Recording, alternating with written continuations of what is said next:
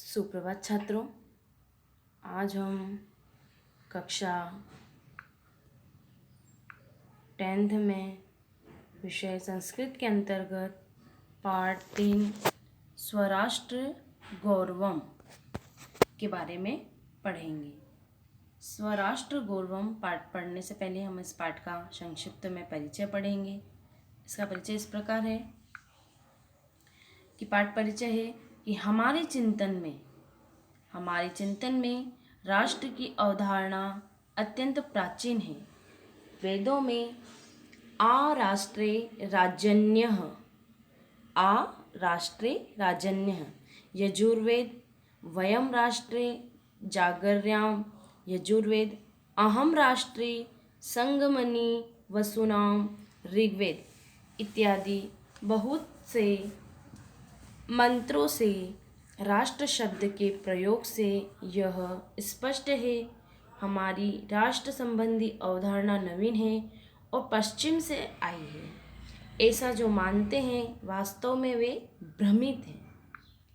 जो लोग ऐसा मानते हैं कि हमारी जो ये यजुर्वेद, सामवेद, अथर्ववेद, ऋग्वेद, ये जो मंत्र हैं, ये इन वेदों से जो मंत्र लिए गए हैं, ये हमारे राष्ट्र सर्वोपरि है, हमारे राष्ट्र के लिए, है ना। तो हमारा यह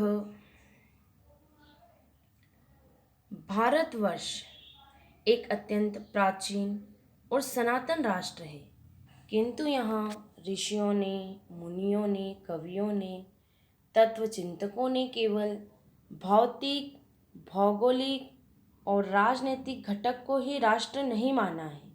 जो राष्ट्र कहा जाता है वहाँ एक चेतन और सांस्कृतिक घटक माना जाता है। हम इसे राष्ट्र देवता मानते हैं। क्या मानते हैं हम इसे? राष्ट्र को ही हम अपना देवता मानते हैं, कि हम इसे राष्ट्र देवता मानते हैं। निश्चय ही यह भारत हमारी दृष्टि से कोई मृत्तिपंड अथवा भूखंड नहीं है, अपितु यह हमारी मातृभूमि है, जैसा कि अथर्ववेद में कहा भी गया है कि माता भूमि पुत्रो अहम पृथिव्याम, भूमि मेरी माता है और मैं पृथ्वी का पुत्र हूँ। ऋग्वेद में भी कहा गया है कि पृथ्वी माता द्योमेर पिता, कि पृथ्वी मेरी माता है और आकाश पिता है। मातृभूमि, पितृभूमि, पुण्यभूमि, धर्मभूमि, कर्मभूमि और देवभूमि,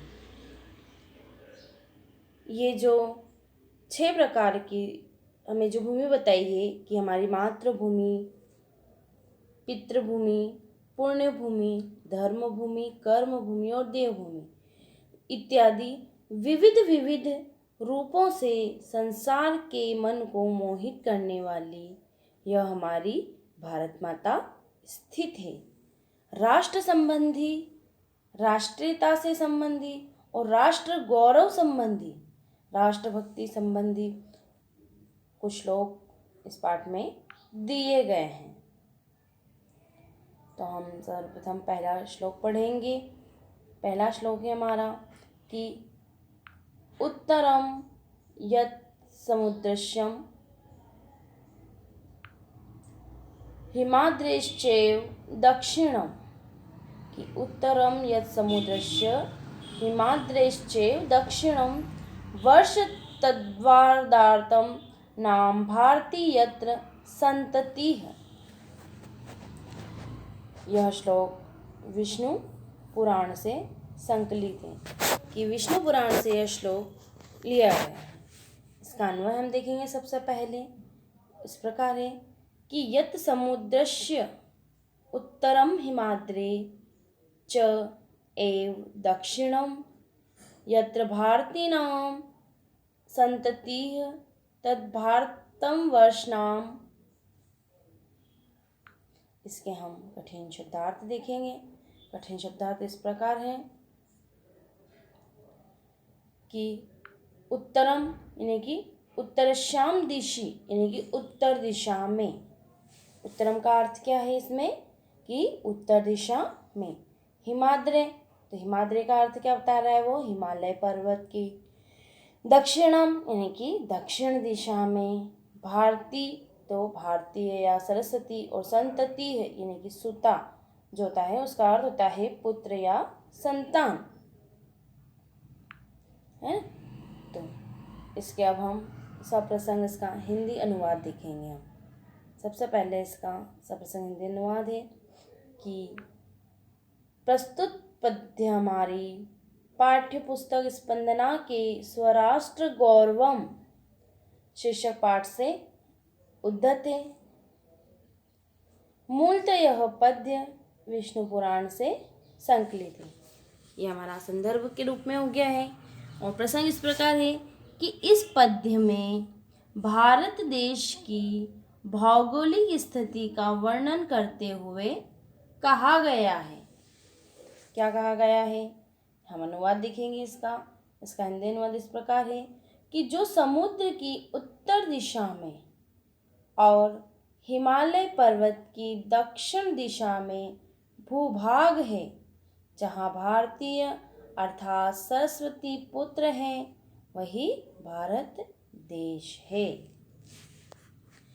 क्या कह रहा है ये अनुवाद के रूप में हम देख रहे हैं, समझेंगे हम इसे कि जो समुद्र की उत्तर दिशा में हिमालय और पर्वत की दक्षिण दिशा में जो भूभाग है, हमारे भारतीय जो मातृभूमि हमारी भारत भूमि, उस पर समुद्र में समुद्र की ओर उत्तर दिशा में और हिमालय की तरफ जो पर्वत है, हिमालय पर्वत, उसकी दक्षिण दिशा की तरफ जो भूभाग है वो क्या है, बहुत ही पूजनीय है, बहुत ही सर्वस्व माने गए हैं।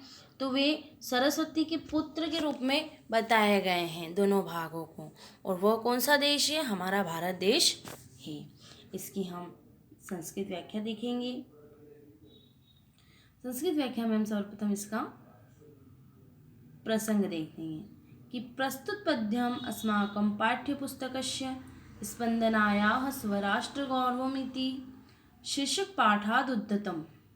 मूलतः पद्यमिदं विष्णुपुराणतः सङ्कलितम्। अस्मिन् पद्ये भारतदेशस्य भौगोलिकस्थितिं वर्णयन् कविः कथयति यत्। इसका संस्कृत व्याख्या जो हमने करी है उसका हम प्रसंग पहले हिंदी भाषा में पढ़ चुके हैं।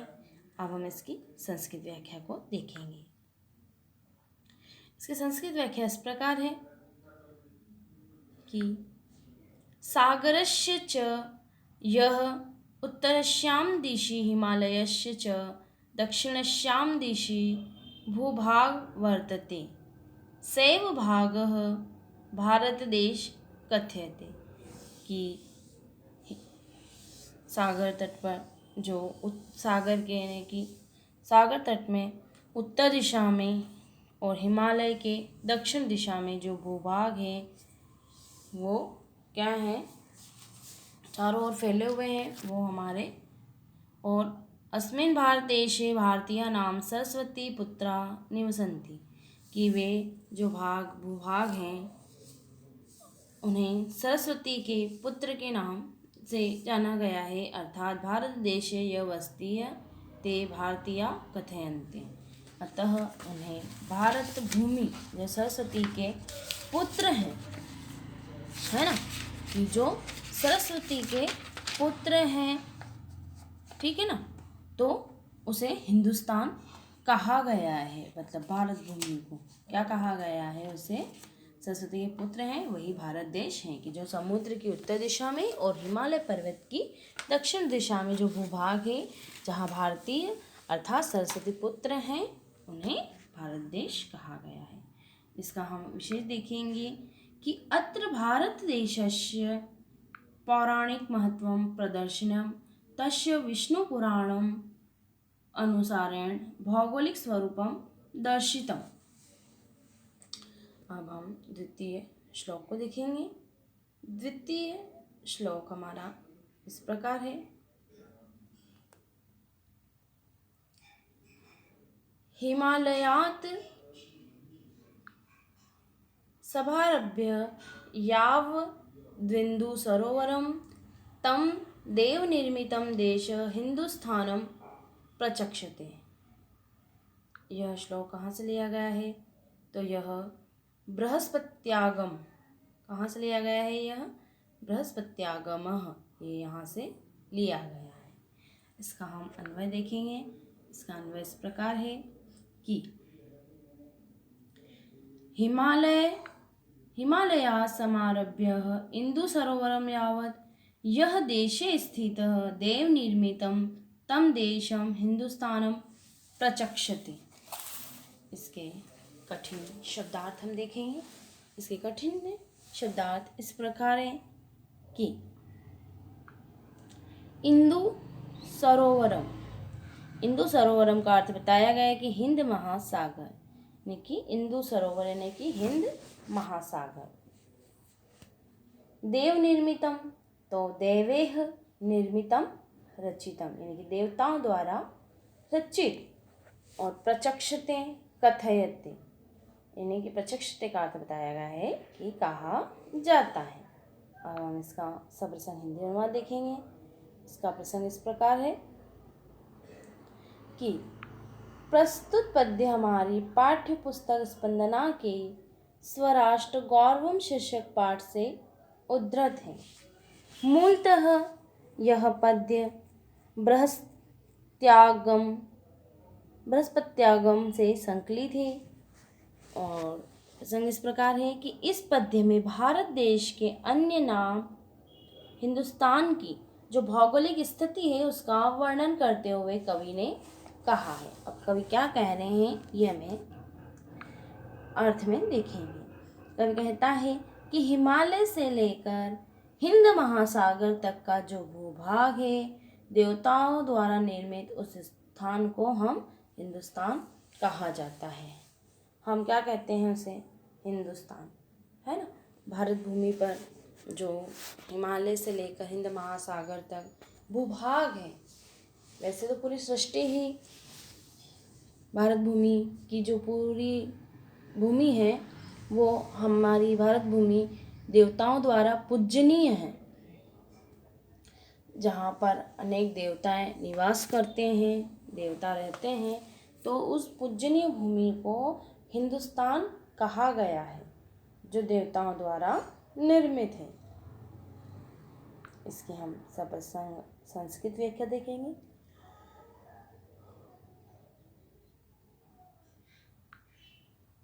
संस्कृत में इसका प्रसंग है, प्रस्तुत पद्यम अस्माकं पाठ्यपुस्तकस्य स्पंदनायां स्वराष्ट्रगौरवम् इति शीर्षक पाठात् उद्धृतम्। कि प्रस्तुत पद्य हमारे पाठ्य पुस्तक स्पंदना के स्वराष्ट्र गौरवम शीर्षक पाठ से उद्धृत है। मूलतः पद्यमिदं ब्रह्मस्पत्यागमात् संकलितम्। मूलतः पद्यमिदं, कि मूलतः यह पद्य ब्रह्मस्पत्यागम, कैसे संकलित है ये? ब्रह्मस्पत्यागम से संकलित है। अस्मिन् पद्ये, यानी कि इस पद्य में हिंदुस्तानस्य भौगोलिक स्थितिं वर्णयन कवि कथयति यत्, कि इस पद्य में जो भारत देश के अन्य नाम से हिंदुस्तान की जो भौगोलिक स्थिति है उसका वर्णन करते हुए कवि कहता है।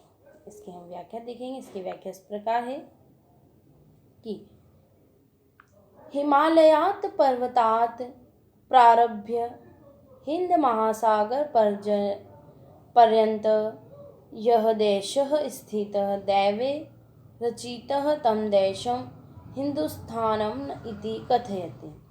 भारतदेशेव अपरं नाम हिंदुस्थानम् अस्ति।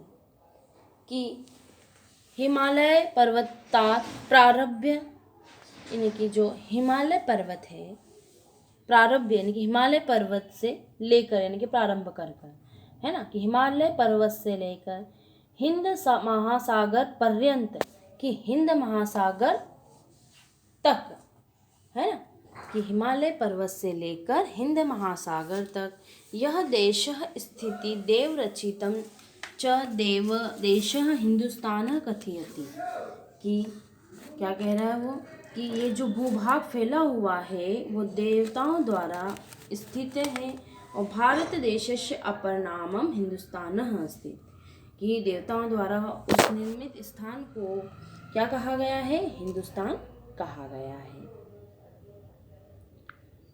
तीसरा हम श्लोक देखेंगे।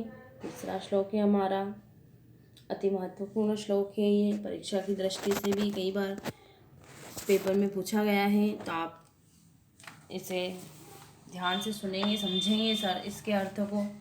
श्लोक है हमारा कि गायन्ति देवा किल गीतकानि धन्यास्तु ते भारत भूमि भागे स्वर्गा स्पर्धमार्ग भूते भवन्ति भूयः पुरुषाः सुरतवात्। एक बार हम इसका फिर से पढ़ेंगे श्लोक को, कि गायन्ति देवाः किल गीतकानि धन्यास्तु ते भारत भूमि भागे स्वर्गापवर्गास्पदमार्ग भूते भवन्ति भूयः पुरुषा सुरतवात्। यह श्लोक विष्णु पुराण से संकलित है, विष्णु पुराण से यह श्लोक लिया गया है। इसका अन्वय देखेंगे हम सबसे पहले। इसका अन्वय इस प्रकार है कि देवाः किल गीतकानि गायन्ति यत् धन्याः तु ते पुरुषाः सन्ति स्वर्गापवर्गास्पदमार्गभूते भारत भूमि भागे सुरत्वात् भूय भवन्ति।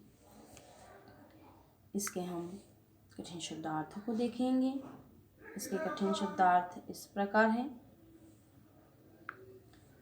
गीतकानि, गीतकानि का अर्थ होता है गीतानि यानी कि गीत, स्पर्गापवर्गा स्पदमार्ग भूते यानी कि स्पर्गाप यानी कि स्वर्गस्य अपवर्गस्य मोक्षम च यत् आस्पदम स्थानस्य तस्य मार्ग भूते मार्ग स्वरूपे, यानी कि स्वर्ग और मोक्ष की प्राप्ति का मार्ग स्वरूप।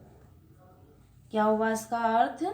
स्वर्गापवर्गा स्पद मार्ग भूते यानी कि स्वर्ग और मोक्ष की प्राप्ति का मार्ग स्वरूप। भारत भूमि भागे यानी कि भारत के भूभाग में।